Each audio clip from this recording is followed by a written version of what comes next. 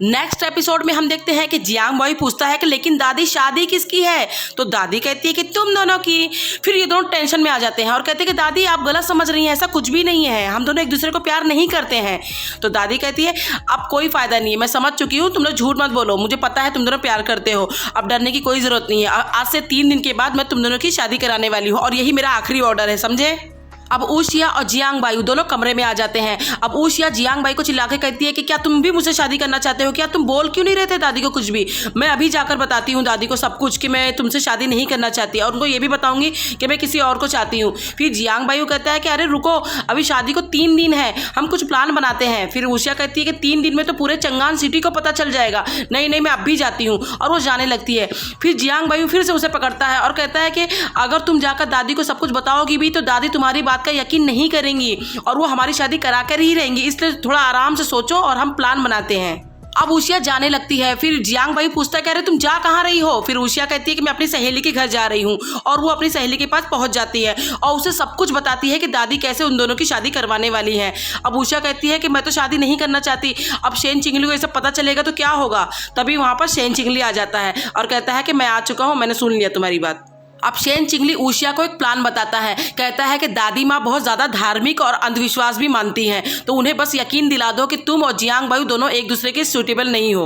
अब ऊशिया घर आ जाती है और वो जियांग बायू से कहती है कि मेरे पास एक प्लान है, अगर तुम मेरा साथ दो तो जियांग बायू कहता है कि हाँ बताओ। फिर उसे बताती है कि दादी माँ किस्मत को बहुत मानती हैं, तो हमें उनको यकीन दिलाना पड़ेगा कि हम दोनों की किस्मत बहुत अलग है और हम दोनों एक दूसरे के लिए सूटेबल नहीं हैं।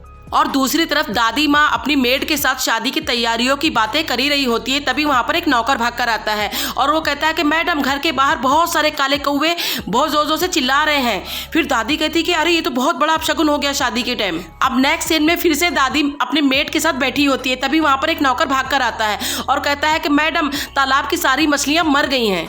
अब रात हो जाती है और हम देखते हैं कि त्यानलिंग बेचारा ऊशिया और जियांग बायू की शादी के गम में अकेले बैठ के पी रहा होता है, और दूसरी तरफ चीदालोंग भी त्यानलिंग को ना पाने के गम में पी रही होती है, और तीसरी तरफ यूनचंग भी चीदालोंग को ना पाने के गम में पी रहा होता है, और ये तीनों जन अलग अलग पी रहे होते हैं। फिर तीनों की नज़र एक दूसरे पे तीसरे पे पड़ती है। फिर तीनों सोचते हैं कि चलो हम लोग एक साथ आके पिए। फिर ये लोग टेबल के पास आते हैं और तीनों बैठ के फिर पीने लगते हैं।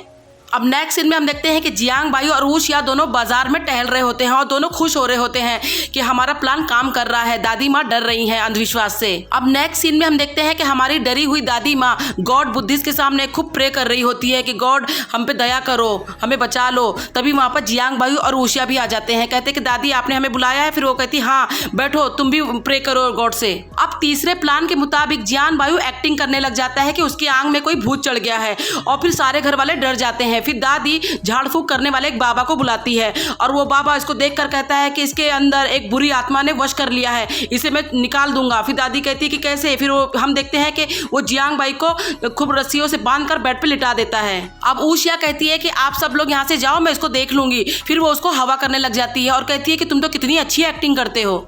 अब थोड़ी देर के बाद फिर से दादी आती है और जियांग बाई उसको देख के कहता है कि ऊशिया तुम आ गई, तुम्हारे बाल ग्रे कैसे हो गए। अब दादी माँ बेचारी रोते रोते कहती है कि क्या हो गया है मेरे पोते को, और वो तांत्रिक भी कहता है कि मैं इसको ठीक नहीं कर पाऊंगा, ये बोलकर वहां से चला जाता है। और जियांग बाई भी उस तांत्रिक को यूनचंग बोल के उसके पीछे भाग जाता है।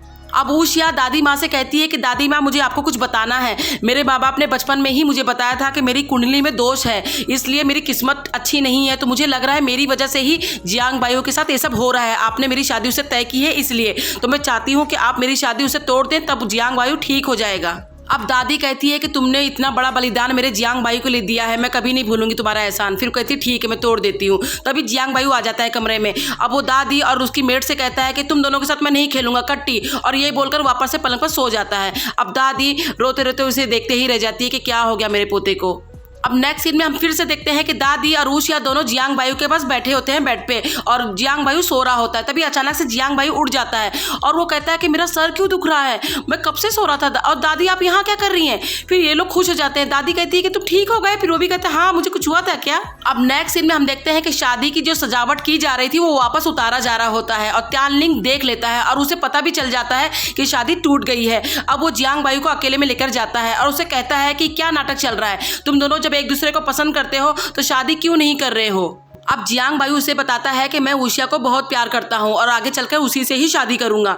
फिर त्यानलिंग कहता है कि लेकिन ऊशिया एक अच्छा मैन डिजर्व करती है, तुम्हारे जैसा नहीं, और ये बोलकर वहां से चला जाता है। अब नेक्स्ट सीन में हम देखते हैं कि ऊशिया शेन चिंगली से मिलती है और शेन चिंगली को खुशी खुशी बताती है कि तुमने जैसा प्लान बताया था हमने वैसे ही किया और हमारी शादी टूट गई, लेकिन मुझे दादी माँ के लिए बहुत बुरा लग रहा है। वो बेचारी ने कितने प्यार से शादी तय की थी, लेकिन हो जाएंगी ठीक धीरे धीरे। अब शेन चिंगली ऊशिया के लिए कुछ खाने के लिए लेकर आया हुआ होता है, वो उसे खिलाता है और वो खुशी खुशी मिठाई खा रही होती है। अब शेन चिंगली कहता है कि तुम्हें तारे देखने हैं? फिर वो कहती हाँ। फिर शेन चिंगली अपना कोट उतारता है और दोनों के ऊपर ओढ़ लेता है और फिर एक डब्बा खोलता है जिसके अंदर से तारे दिखने लग जाते हैं कोट के ऊपर, और वो दोनों इतने प्यारे प्यारे तारे देखने लग जाते हैं। अब नेक्स्ट सीन में हम देखते हैं कि सुबह हो चुकी है और ऊशिया देखती है कि जियांग बायू लेटा हुआ है बीमार जैसा। फिर उसके माथे पे चेक करती है और कहती है तुम्हें तो बुखार है। अब बेचारे जियांग बायू की असली में तबीयत खराब हो जाती है। अब वहाँ पर दादी और अंकल सब लोग आ जाते हैं और इसको देखते हैं कि इसकी ज़्यादा तबीयत खराब है। अब दादी जियांग बायू की इतनी ज़्यादा खराब तबीयत देखकर ऊशिया से कहती है कि पहले मैंने सोचा कि शादी तोड़ दूंगी तो मेरा जियांग बायू ठीक हो जाएगा, लेकिन ऐसा नहीं हुआ। तो ऊशिया अब मैंने दिमाग में बिठा लिया कि मैं ये चाहती हूँ कि तुम यहाँ से चली जाओ ये घर छोड़कर, तभी मेरा जियांग बायू ठीक हो जाएगा। फिर जियांग बायू झट से कहता है कि अरे दादी ऐसा नहीं है, मैं ठीक हो जाऊँगा, मुझे बस सर्दी खांसी हुई होगी मामूली सी। फिर दादी कहती नहीं, तुम दोनों की किस्मत अलग अलग है और इसकी वजह ऊशिया की वजह से ही ये सब हो रहा है। तो ऊशिया तुम मेरे साथ आओ, मुझे तुमसे बात करनी है। और ये कहकर ऊशिया को लेकर दादी चली जाती है। अब दादी ऊशिया को अपने कमरे में ले आती है और उसको वही सब बताती है कि तुम जियांग बायू के लिए यहाँ से चली जाओ ताकि मेरा जियांग बायू ठीक हो जाए। उसका बाप मरने के बाद वही मेरा आखिरी पोता बचा है, उसका खून, तो तुम उसकी खातिर चली जाओ यहाँ से ताकि वो ठीक हो जाए। तभी वहाँ पर जियांग बायू भाग कर आ जाता है और वो कहता है कि दादी तुम ऊशिया को इस तरह यहाँ से जाने नहीं दे सकती, मेरी बीमारी की जड़ ये नहीं है, मैं ठीक हो जाऊँगा, ऊशिया ने कुछ नहीं किया है। अब ऊशिया कहती है कि ठीक है मैडम, मैं चली जाऊंगी और जियांग बाई को भी समझा दूंगी। फिर दादी कहती है कि तुम्हारा बहुत शुक्रिया और वहाँ से चली जाती है। अब ये दोनों बैठ जाते हैं। फिर जियांग बायू कहता है कि मत जाओ ना ऊशिया, मैं दादी को समझा लूँगा, वो मेरी बहुत सुनती हैं, वो मान जाएंगी। फिर ऊशिया कहती है कि नहीं, मेरा जाना ही ठीक होगा और ये वैसे भी मैडम जो भी कर रही हैं सही कर रही है, मैं उनकी जगह मैं होती तो मैं भी यही करती। फिर जियांग बायू कहता है कि लेकिन अगर तुम चली गई तो हम फ्यूचर में कभी नहीं मिल पाएंगे। फिर ऊशिया कहती है कि नहीं मिल पाएंगे ना, मैं चंगान सिटी जब जब आया करूँगी तुमसे मिल लिया करूँगी। अब मैं कल जा रही हूँ, 5 दिन के बाद मुझे लेने कोई आ जाएगा और 5 दिन मैं अपनी सहेली बाशी के घर पे रहूंगी। ये दोनों बातें कर ही रहे होते हैं कि तभी वहाँ पर एक मेड भाग कर आती है और वो जियांग बायू से कहती है कि मास्टर जल्दी चलो, दादी को हार्ट पेन हो रहा है। फिर जियांग बायू भागकर चला जाता है। फिर थोड़ी देर के बाद ऊशिया के पास ये सारे लोग आ जाते हैं। फिर ऊशिया उन लोगों से पूछती है कि दादी की तबीयत अब कैसी है। फिर त्यानलिंग बताता है कि दादी की तबीयत अब ठीक है, लेकिन तुम क्यों जा रही हो, तुम रुको, दादी को हम लोग समझा लेंगे, वो किस्मत पे बहुत भरोसा करती हैं, लेकिन फिर भी हम लोग उन्हें मना लेंगे, तुम मत जाओ। अब ऊशिया कहती है कि नहीं, मैंने अपना माइंड बना ली हूँ, मैं यहाँ से जाके ही रहूँगी, मैं कल सुबह चली जाऊँगी, मेरे पास बस आखिरी रात बची है, इसलिए मैं चाहती हूँ कि मैं तुम लोगों के साथ आखिरी बार ड्रिंक करूँ। अब ये सारे लोग कोठे पे पहुँच जाते हैं ड्रिंक करने के लिए। अभी सारे लोग बैठकर जियांग बायू का भी इंतजार कर रहे होते हैं, लेकिन वो नहीं आता कितनी देर के बाद भी। फिर ऊशिया कहती कोई बात नहीं, वो नहीं आया तो चलो हम ही लोग पीते हैं। फिर ये लोग ड्रिंक करने लग जाते हैं। और दूसरी तरफ हम देखते हैं कि दादी को देखने के लिए जियांग बायू जाता तो है, लेकिन वहाँ पर दादी नहीं होती, उल्टा सारे सर्वेंट और मेड होते हैं। अब वो लोग बताते हैं कि दादी का ऑर्डर है कि तुम इस कमरे से बाहर नहीं निकलोगे, और उसके कमरे के बाहर भी सारे सर्वेंट घेर लेते हैं, जाने नहीं देते उसको बाहर। अब ड्रिंक करके ऊशिया वहाँ से वापस घर आती है और वो जियांग बायू के कमरे के पास जाने को करती है, लेकिन वो देखती है कि कमरे के बाहर बहुत सारे नौकर खड़े हुए होते हैं। फिर वो समझ जाती है कि जियांग बायू को अब मुझसे मिलने नहीं दिया जाएगा। अभी घर के बाहर ही ऊशिया छत के ऊपर देखकर सोच ही रही होती है कि क्या आज शेन चिंगली मुझसे मिलने आएगा कि नहीं, क्योंकि वो हर रात आता है मुझसे मिलने।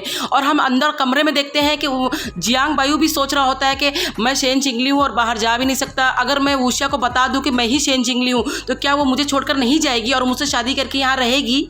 लेकिन मैं उसे नहीं बता सकता, अगर मैंने उसे बता दिया ये बात तो मैं उसे रिस्क में डाल दूंगा।